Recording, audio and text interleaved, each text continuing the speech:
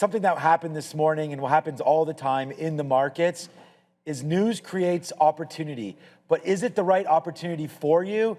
Is it something that you need to jump on right away?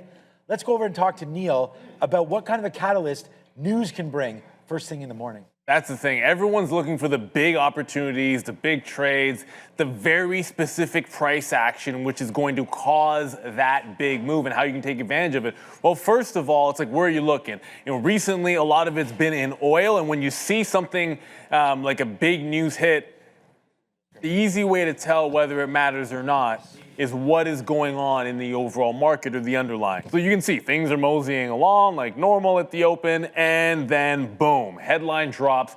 This is an obvious case here in USO where if you have had a headline that structurally changes things. And the first thing that's going to happen, spreads are going to open up. Nobody wants to make a market. The market makers pull. The algos are nowhere to be found. And it's absolute rinse fest. You go from a range of basically like 50, 60 pennies to, in one 3-minute candle, you're talking about $4 to the downside. Now, it wasn't the only time news hit. There was another chance where in the afternoon or a little bit later on, you had another spike to the downside. Now, the interesting thing that you've got to keep in mind here, when you have spikes like this, they create liquidity vacuums. When the liquidity vacuum comes in, a key telling point will be, where do the buyers or sellers want to step in? Because this is an example here where you can see where buyers come in just around 129 quarters. And what happened the second time? Same price area.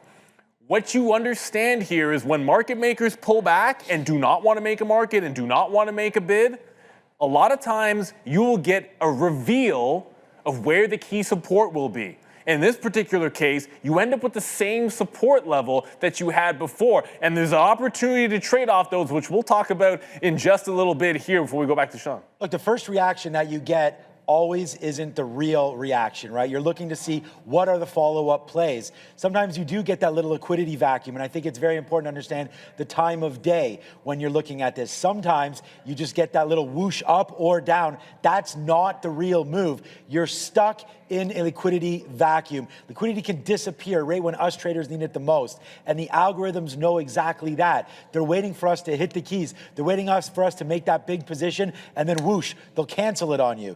Do not let your first response be one of those emotional ones. Make sure you're focused, understand your levels. It's very, very interesting and important to trade on catalysts, but you have to remain emotionally stable and watch out for those liquidity vacuums. Stay focused on your points of entry and exits. And if you are focused on those, then you can find an opportunity in the other direction. As we showed before, when we made that low earlier, it ended up bottoming in the same place, oil. So I'm going to zoom in here, and you can see heavy reaction to the downside. You get a bottoming tail candle at the same support level, and then all of a sudden things reverse. Now, if you chase that move short, you're going to be in trouble.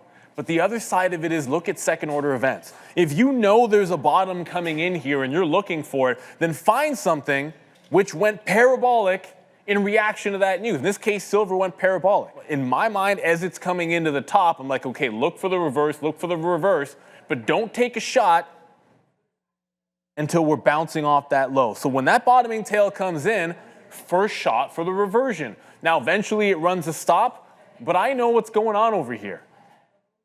You're confirming a higher low. So it's still holding that bottom. So I'm still going to like it as a reversion trade. So even though it comes out, I jump right back into the trade because my confirmation's telling me you've bottomed out on a double bottom, the same place liquidity came in before. When I have a vacuum in the other direction and something that's reacting to the same news, I'm expecting the same kind of vacuum to come in. The only place that you could have caught the top was waiting until you had confirmation the bottom was going to hold. Those liquidity vacuums are important information. Sometimes they can be double tops or double bottoms from earlier. Other times it can be a reversal candle. But you're sitting there looking at an absolute parabolic mover. How do you know it's going to turn? You don't know. but you do have the edge that what caused the move is slowing down, and you can use that confirmation of the market makers coming back in to grab that potential reversion trade up top with a little more confidence. And that's a great setup, not chasing the news, but reacting to it after the fact with the information given. Look, news and catalysts can create amazing trades and amazing opportunities, but only to the traders who let the dust settle first.